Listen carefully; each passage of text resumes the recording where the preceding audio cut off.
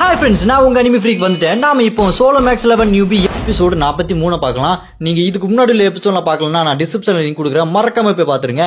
போன எபிசோட் கடைசில அந்த முக்கார் போட்ட டீமன் ஹியூமன் ட்ரியோ கிட்ட அந்த டேகரை கொடுத்து ஹீரோவை குத்த சொல்ல டக்குன்னு பார்த்தா நம்ம ஜுன்னு அந்த போர்ட்டல் எல்லாத்தையும் ஒட்டத்து தள்ளிட்டு உள்ள வந்திருப்பான்.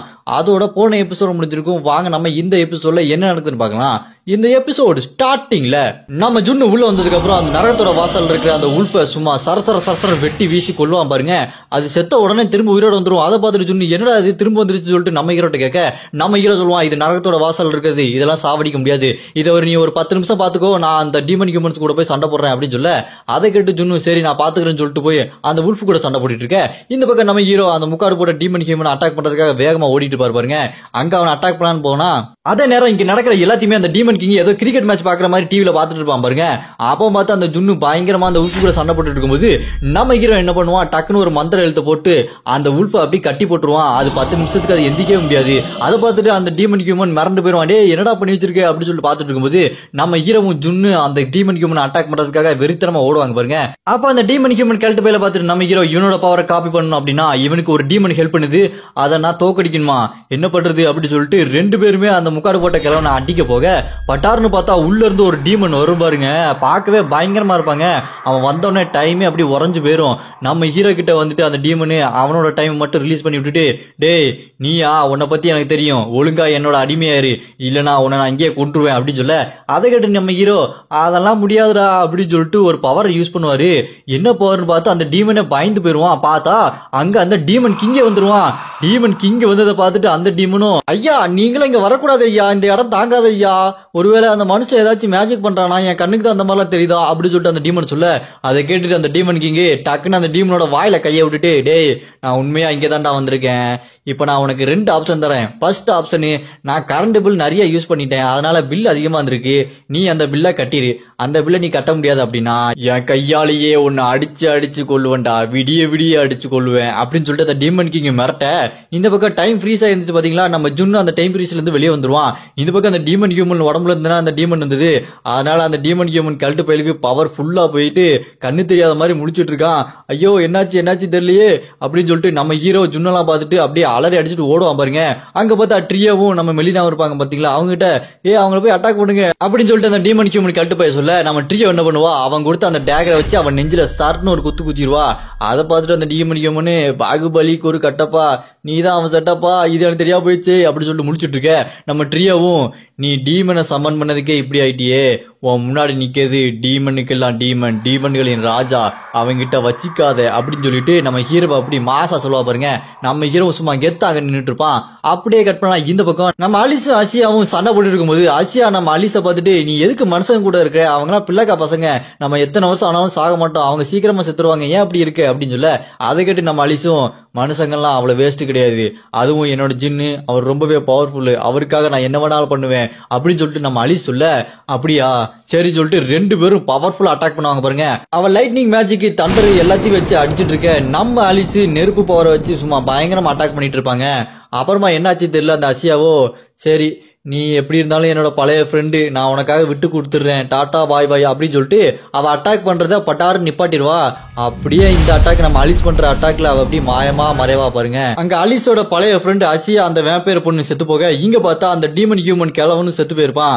அதை பார்த்துட்டு இங்க ஜுன்னும், அப்படியா இவங்கெல்லாம் செத்து போயிட்டானா, அப்படின்னா டீமன் ஹியூமன்ஸ் இதுக்கப்புறம் வரமாட்டாங்களா அப்படின்னு சொல்ல அதுக்கு நம்ம ஹீரோ, டீமன் ஹியூமன்ஸ் லீடரை வச்சுலாம் வரல, அவனுங்க தனித்தனியா தான் வந்துகிட்டே தான் இருப்பானுங்க, அவங்களை அடக்கவே முடியாது அப்படின்னு சொல்லிட்டு நம்ம ஹீரோ சொல்ல கட் பண்ணா ஒரு சின்ன பிளாஷ்பேக். இதுக்கு முன்னாடி அந்த டீமன் ஹியூமன் கிழவன் சாவறதுக்கு முன்னாடி நம்ம ஹீரோ அவன்கிட்ட கேள்வி கேட்டிருப்பான். கேள்வி கேட்டதுக்கு அப்புறம் அந்த கிழவனும், சரி நீ கேட்டதெல்லாம் கிடைச்சிருச்சு இல்ல, நான் ஒரு கேள்வி கேட்கறேன், அந்த டீமன் கிங் எப்படி உனக்கு ஹெல்ப் பண்றா அப்படின்னு சொல்லிட்டு கேட்க அதுக்கு நம்ம ஹீரோ, அதுவா அவனுக்கு நான் அசிஸ்டண்டா சேரன்னு சொன்னேன், அது வரைக்கும் என்னோட ஃப்ரெண்டு ஜுன்ன நான் அடமானம் வச்சிருக்கேன் அப்படின்னு சொல்லிட்டு நம்ம ஜுன்ன கோத்து விட்டுருப்பான்.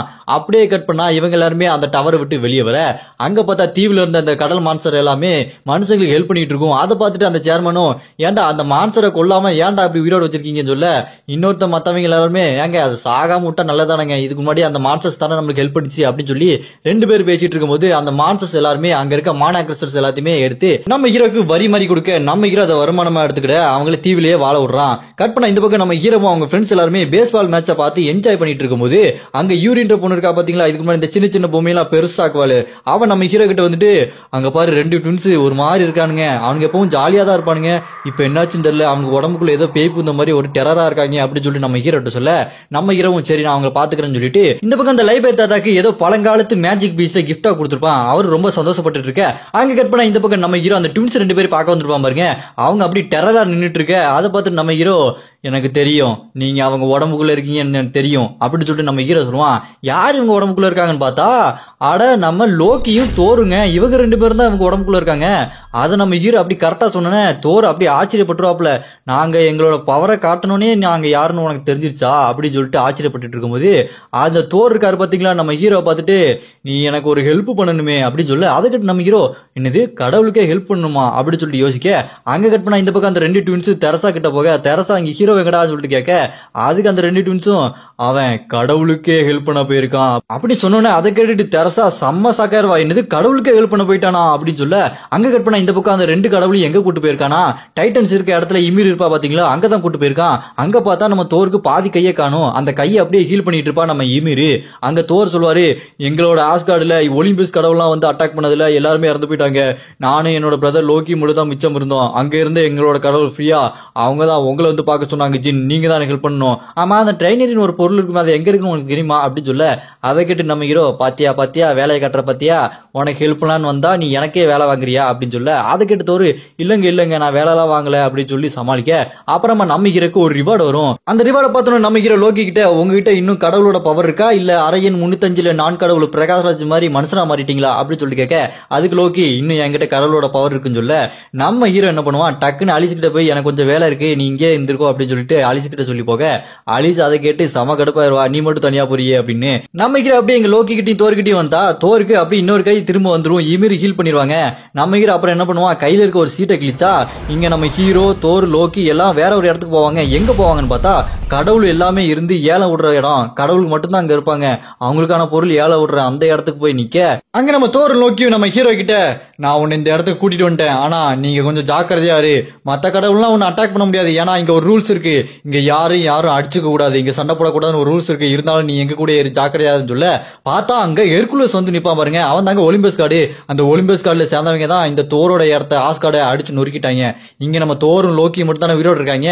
அவங்கள பார்த்துட்டு அந்த ஹெர்குலஸ் உயிரோட யாரா இருக்கீங்க இன்னும், சரி வாங்க என்கிட்ட வந்து கெஞ்சிங்க, நாங்க உன்னை இப்ப கொல்லாம விடுறேன் அப்படின்னு சொல்ல, அதை கேட்டு தோர் கடுப்பாயிட்டு இருக்கும்போது பார்த்தா அந்த ஹெர்குலஸ் கையில ஒரு வேர் இருக்கும், அந்த வேர் தாங்க ஆஸ்கார்ட்ல இருக்க அந்த பெரிய மரத்தோட வேறு.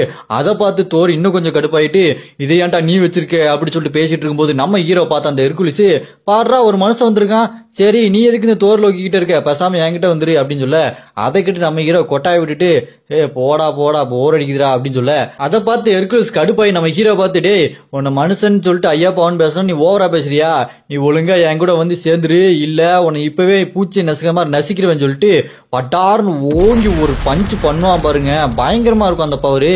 என்ன ஆச்சு நம்ம ஹீரோக்கு, ஒரு ஹெர்குலஸ் கடவுளே அட்டாக் பண்ணிட்டானே அப்படின்னு பார்த்தா குறுக்க வந்து அந்த கேப்ரிலான்னு ஒரு ஏஞ்சல் இருப்பாங்க, அந்த ஏஞ்சல் வந்து நம்ம ஹீரோவை காப்பாத்திடுவாங்க. நம்ம ஹீரோவும் அந்த கேப்ரியல் ஏஞ்சலுக்கு காப்பாத்தினதுக்கு ரொம்ப நன்றின்னு சொல்ல, அதை கிட்ட கேப்ரியல் ஏஞ்சலு உனக்கு என்ன பைத்தியமா பிடிச்சிருக்கு, நீ லோக்கி கிட்டையும் தோர்கிட்டையும் பேசாம இரு, அதான் உனக்கு பாதுகாப்பு அப்படின்னு சொல்ல, அதை கேட்டு நம்ம ஹீரோ நான் அவங்க கூடலாம் இருக்க மாட்டேன், தனியா தான் போவேன், நீங்க வாங்க நீங்க என் கூட வாங்க எனக்கு ஒன்னும் ஆகாதுன்னு சொல்லிட்டு கேப்ரியல் ஏஞ்சல் அப்படியே கூட்டிகிட்டே நம்ம ஹீரோ போயிட்டு இருக்க. அங்க பார்த்தா ஏல ஆரம்பிக்குது. அந்த ஏலத்தை யார் விடுறாங்கன்னா டவரோட இன்னொரு மேனேஜர், இந்த பொண்ணு தான் இன்னொரு மேனேஜர், இவளோட பேரு செத்துட்டா. எப்படி அந்த காப்ளினும் வெண்டையாவும் ஒரு மேனேஜரோ அதே மாதிரி இவ்வளவு ஒரு மேனேஜர். இந்த செத்துட்டா என்ன பண்றா, முதல்ல ஏலத்தை விடுறா, இந்த சபிக்கப்பட்ட மேஜிக் பெட்டி யாருக்கு வேணும் அப்படின்னு சொல்லிட்டு ஏலத்தோட அங்க பார்த்தா அந்த டீமனு, எப்படி அந்த டீமன் கிங்ல நிறைய டீமன் இருக்காங்களோ அதே மாதிரி இவனும் ஒரு டீமனு, இவன் இங்க வந்து நின்றுட்டு அந்த ஏலத்தை எடுத்துட்டு இருப்பானா. அப்ப பார்த்தா அங்க எகிப்து கடவுள் வந்து நின்று இருப்பாங்க, அந்த அனுபிஸ் அப்புறம் அந்த சூரிய கடவுள் இவங்களாம் வந்து நின்று இருக்க. அப்பன்னு பார்த்தா அந்த அனுபிஸ் அங்க என்ன ஒரே சலசலப்பா இருக்கு அப்படின்னு சொல்லிட்டு பாக்க, அங்க நம்ம ஹீரோ நடந்து வருவான் பாருங்க, பின்னாடியே கேப்ரியலும் கூடயே நடந்து வந்துட்டு இருப்பாங்க. அங்க நம்ம ஹீரோ நடந்து வந்த பார்த்துட்டு அந்த டீமன் இருக்கான் பாத்தீங்களா, இதுக்கு முன்னாடி அந்த டீமன் டீமன்ஸ் எல்லாம் சம்மன் பண்ணிருப்பாங்க, அதெல்லாம் நம்ம ஹீரோ போட்டு தெளிப்பான்ல, அது தெரிஞ்சு போய் நம்ம ஹீரோவை கொல்றதுக்காக அந்த டீமன் ஓடி வருவான் பாருங்க. டேய் இருடா உனக்கு இன்னைக்கோட உனக்கு பால் ஊத்துறா அப்படின்னு சொல்லிட்டு கொலவெறியோட ஓடி வர, குறுக்க நம்ம கேப்ரியல் வந்துட்டு இங்க சட்டம் இருக்குது, யாரும் சண்டை போடக்கூடாது, அது உனக்கு தெரியாதா அப்படின்னு சொல்லிட்டு அந்த டீமனை தடுத்து நிப்பாட்ட, அவனும் டேய் உனக்கு ஒரு நாள் இருக்குடா அப்படின்னு சொல்லிட்டு செம்ம கடுப்போட இருப்பான் பாருங்க. நம்ம ஹீரோவும் டே அடங்குடா, இந்த மாதிரி நான் நிறைய கேட்டுட்டேன், போய் வேலையை பாரு அப்படின்னு சொல்லிட்டு நம்ம ஹீரோ அவனை கலாச்சு விட, அப்புறம் அப்படியே இந்த பக்கம் ஏழை நடக்கிற இடத்த பார்த்தா அந்த செத்துட்டா இருக்கா பாத்தீங்களா, அவ அங்க இருக்க ஒரு அசிஸ்டன்ட் கிட்ட அவளை கூட்டு வாடா, இங்க வாங்குவாங்களா என்னன்னு தெரியலையே அப்படின்னு சொல்லிட்டு குசு குசுன்னு பேசிட்டு இருக்க. யாரை பத்தி பேசிட்டு இருக்காங்கன்னா ஒரு மேஜிக் பொருளுங்க. அந்த மேஜிக் பொருளை வச்சு உயிருள்ள ஒரு பொண்ணையே உருவாக்கியிருக்காங்க. அந்த பொண்ணை தாங்க இங்க கழுத்துல கையில எல்லாம் சங்கிலியை போட்டு கூட்டு வந்திருக்காங்க. இதோட இந்த எபிசோடு இங்க முடியுது. அடுத்த எபிசோட நான் ஆல்ரெடி அப்லோட் பண்ணிட்டேன், டிஸ்கிரிப்ஷன் லிங்க் கொடுக்குறேன், மறக்காம போய் பாத்துருங்க. உங்களுக்கு இந்த வீடியோ பிடிச்சிருந்தா மறக்காம லைக் பண்ணிருங்க.